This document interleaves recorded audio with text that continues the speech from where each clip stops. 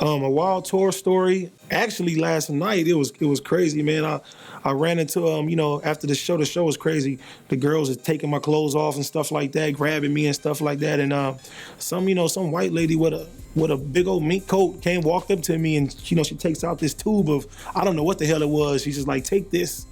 And I'm like, what is this? She's like, it'll numb you up. I'm like, I don't want to be numbed up. And then she takes a little bit and she puts it in her mouth. And I'm like, what is this? She's just like, put it in your mouth. It's gonna numb you up. I'm like, I don't know if she's trying to drug me or not. I don't know what it is. But she says, yes, I put it on my back because I had spinal surgery or something like that. And she just followed us all the way to the hotel. It was like, this shit was crazy.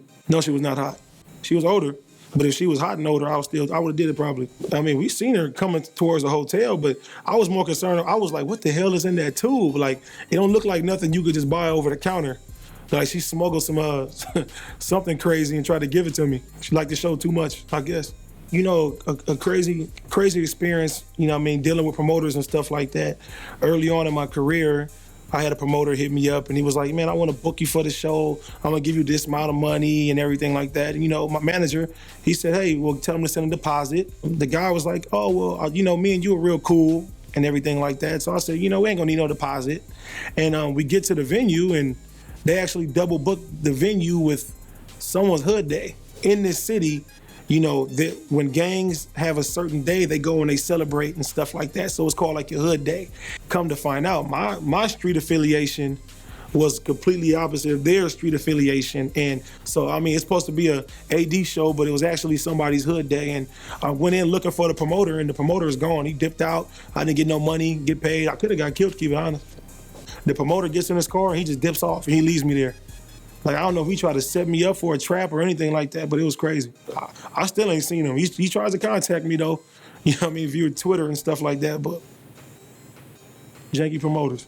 Me, I'm a cool guy, but it take a lot to piss me off. A lot of times we just driving around and stuff like that. People, they just assholes. They just assholes all the time, but me, I turn up.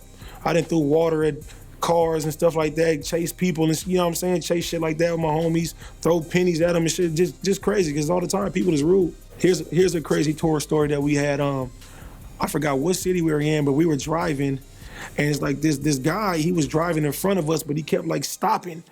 Like he was really like trying to make us hit the back of his car. I know people do that for insurance money and stuff like that, and it take a lot to really piss me off, and the guy kept doing it. And once he kind of stopped, we just got out the car. As soon as we get out the car, the guy just takes off. We get back in the car and we just chasing him down on the freeway. We just trying to get this guy. Finally, we got him cornered.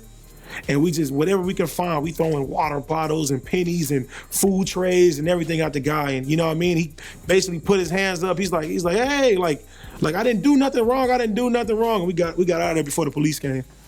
It's something different, from what we used to seeing in the South. They made Atlanta proud, they made the South proud. They wasn't following the trend. Always work, man, never stop working.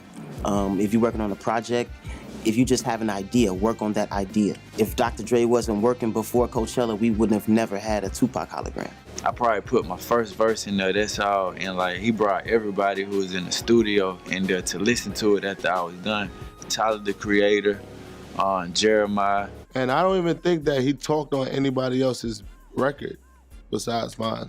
So I had made sure that I got Yams on the song.